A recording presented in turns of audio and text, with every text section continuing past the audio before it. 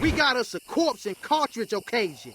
They should give her a story. What would be good for her? We'll see. Okay, so they're talking about Jun Kazama real quickly. Let's continue down that pathway. This is showing what happened with Ogre and Jun in Tekken 3. In my personal opinion, I don't I don't like it, bro. I'm not gonna rant. I already ranted like about it enough already, but I just think I get that they wanted to make Jun Kazama seem tougher and stronger, and that's what they're doing. But I think it comes at a cost of Ogre. I think Ogre was a very powerful character, and they squashed him to lift up Jun Kazama. I think that was a wrong thing to do from a narrative perspective. Look at Ogre. He looks threatening. He's look terrifying. He looks like a monster, right? I think they should have continued down the path of Ogre did defeat Jun Kazama. And you can even say, like, I had this theory or whatnot that Ogre teleported Jun Kazama to the unknown void that we see her trapped in unknown, or in Tekken Tag Tournament 2. I think that would have been a cool experiment for the character, because the character can work her way out of it. She can understand her power. She can understand a lot of these things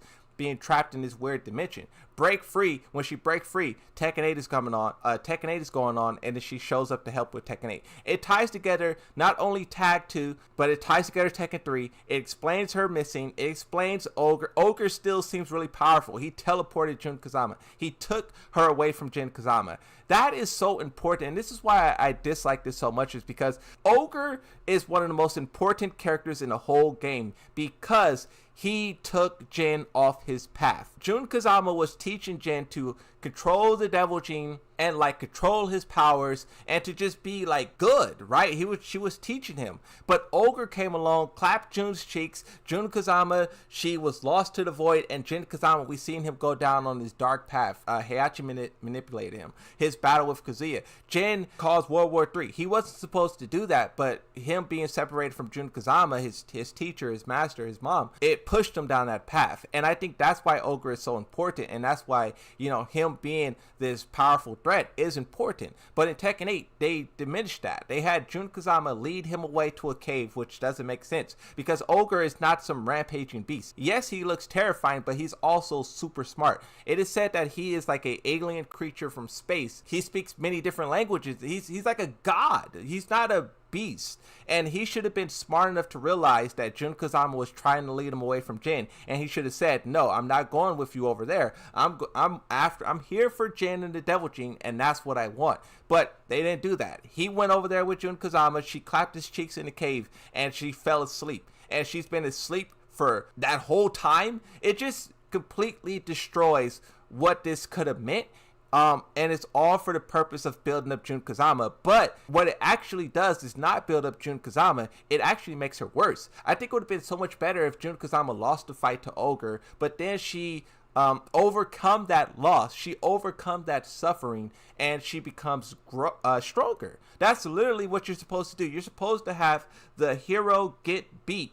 They journey through all of this madness and chaos to become stronger, and now they're strong. That's what Jun Kazama's story should have been, but instead, she's just been strong all along. You have Kazuya saying, oh, there's one thing about Jun Kazama, is that she's powerful. Like, it's just, I don't know, it just, I get they wanted to make Jun Kazama stronger, but what they did to try to reach that goal doesn't actually do it when you think about it. It makes her weaker.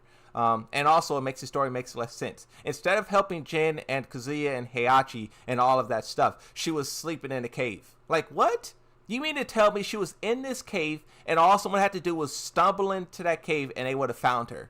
Like, her being trapped in another dimension with no way out makes so much more sense in terms of everything. It just makes so much sense. You believe that she really couldn't do anything more. So, and also when you think about like Tekken 5 and 6, I don't know which game it was, but there was one game where she turned into a spirit and she reached out to Jin. You mean to tell me she was sleeping in a cave, she turned into a spirit, she went to Jin Kazama, touched his head and then left and went back to sleep? What? Like, it makes sense if she's in another dimension and she can only send her spirit out. These developers. What were we going to talk about? You guys notice how I said I wasn't going to rant, and then I just started to pop off? Yeah, I'm not going to rant about Jun Kazama. I refuse to rant. 2 minutes later, pop it off. Oh my God. Ogre theory 101 with Moonsalt. Also, how did she become unknown? Well, the part of my theory as well is that Ogre teleports her to that area. She's not supposed to be there, right? She's a human in some weird dimension, and that dimension corrupts her and turns her into unknown. And also, if you look at Tekken Tag Tournament 2, that's what they show us. They show us unknown Jun Kazama turning into unknown, and then when you defeat unknown, she turns back into Jun Kazama. So it does show that she is corrupted by whatever that purple goo is, and you know, you have to like fight it out of her, right? So it was all there, and I'm surprised they didn't take it. You know, I'm surprised they didn't take it. And also, too, with Jun Kazama in Tekken 8, a lot of her moves, like, she does moves and she loses health. You probably can't tell, but her fingers turn purple. So in a lot of her attacks, she is doing unknown type of attacks. With her healing, with her losing health, with her stances, that little stance where she stands like with her arms out, her feet together, and she could throw light at you, that's unknown move. They just changed the animations in the attack. It's literally unknown. So I thought that's what they were going to go with, but they didn't. Now, they could still go with that. She could have fell asleep and she could have woke up in that different dimension, but I think, you know, her defeating Ogre and falling asleep and waking up there is less impactful than Ogre forcibly taking her there. Mystical ground passed down. You know what I okay, I was gonna start talking about Asuka. We won't do that. I was gonna start talking about Asuka and whatnot. Okay, we're gonna do this. Okay, this is just an idea. Asuka's kind of a useless character, right? They don't know what to do with her. They were teasing the idea of her unlocking her Kazama powers. I actually found a tweet from Harada where Harada said she was never meant to unlock her powers. You know the powers we all want her to unlock? I'm going to try to find it right now. Harada said that she was never supposed to unlock those powers. She was supposed to unlock a different power. Oh, here it is. Yeah, I found it. Just that quick. He says, Asuka and me don't believe spiritual powers. She will not notice her power.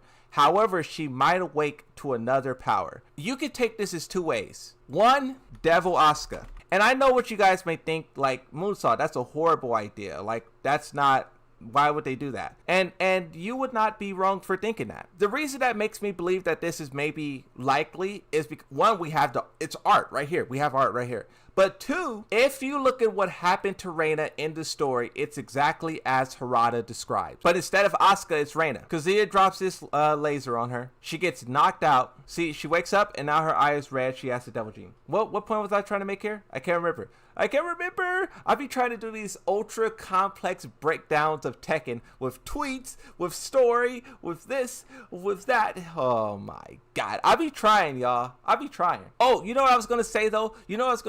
So this tweet here from Harada, you could take it one of two ways. She is supposed to unlock a power. We talked about how that power could have been the devil gene, but that plot may have been given to Reina instead. But the other power that she probably could have unlocked, what if she would have unlocked unknown Asuka? You know how June is unknown? What about unknown Asuka? I think that would be a good plot to give to her. Tekken Tag Tournament 2 and all that stuff is not canon, right? But what if in Tekken, let's say Tekken 9 or whatever, Tekken 10, whatever, they eventually bring like unknown into the forefront, but instead of it being Jun Kazama, it's Asuka.